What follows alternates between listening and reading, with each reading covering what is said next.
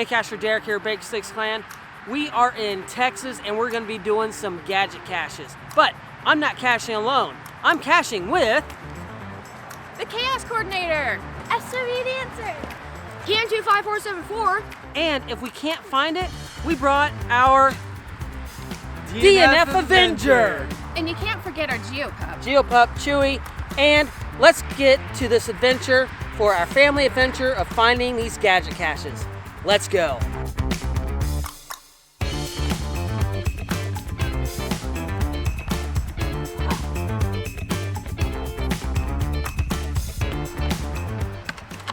Whoa. Oh, there's another block. I have a whole bunch of numbers on a block that I don't know what to do with. Okay, what else do you have? What else came A up? wire. A wire. Okay. And then there's a lock right here. Okay, so I love this type of variation of this type of puzzle. I've built one of these myself, and Chad Bounce has done one of these as well. And we found a couple of these like this in Texas, over another area in Texas when we were at Challenge last year. But this is a really cool cache, and just really neat how this is done, and really well done. So this is really cool. Thank you, and let's see if they can actually figure out the actual combination to be able to get into it.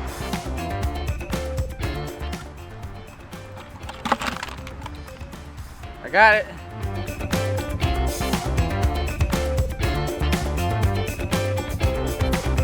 All right, so we got into that one. That was a lot of fun.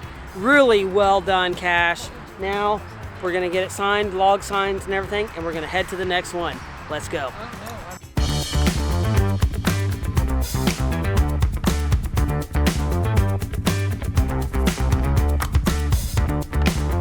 All right, Sam, so what are you seeing? What I see is a whole bunch of sticks. Here we go. We've got these sticks. There's some other stuff, and we're going to be able to get into this other part so we'll see what's going to happen. But these sticks have something to do with this cache, so we got to figure this out. So far, this is really cool, and I'm really enjoying this one. It's going to be pretty difficult, but that's part of doing this.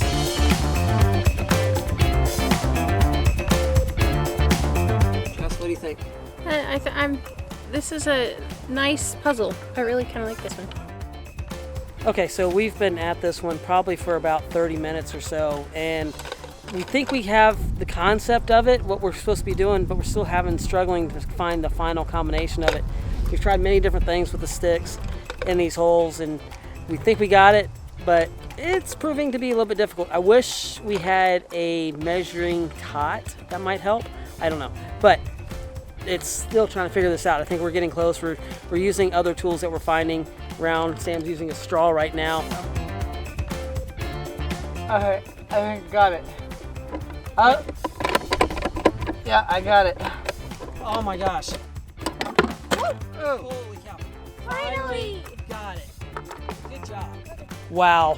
Good job, Sam. Oh. That was exhausting, wasn't it? Yeah, I'm hungry now. Here's 103. That was really cool. Some really cool stuff in this here. Cache owner did a phenomenal job of putting this together. Really do love this. A lot of work put in this. I'd love to see how those pegs all go in there.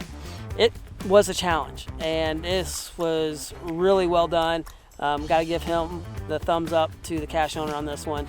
And when you're doing gadget caches, always be sure to reread the description and read the whole thing. It helps sometimes. Descriptions? Who reads the descriptions? No, but we did read it several times going back and forth over it, so make sure you do check those out. All right, so that was a lot of fun. Those two caches were built by Arlington Train 7 out here in Texas. You did such a phenomenal job on these. I really love the hard work that you put into those. Really great concepts. This last one with the sticks and the knobs, holy cow. That was a phenomenal job. Was a great job. That was tough. It took us 30 to 45 minutes just to get into it, but absolutely loved it. And for my just the thing, always fully read your description. Yes. Yep. That was their downfall. Yep, I read it, but I didn't catch something. And then I read it. And then she caught something. So go back and check those descriptions always. And thanks for joining us. I hope you've enjoyed this. Did you guys have fun? Yeah. All right. So now go find another one of these videos just right over here and find the story behind the cache.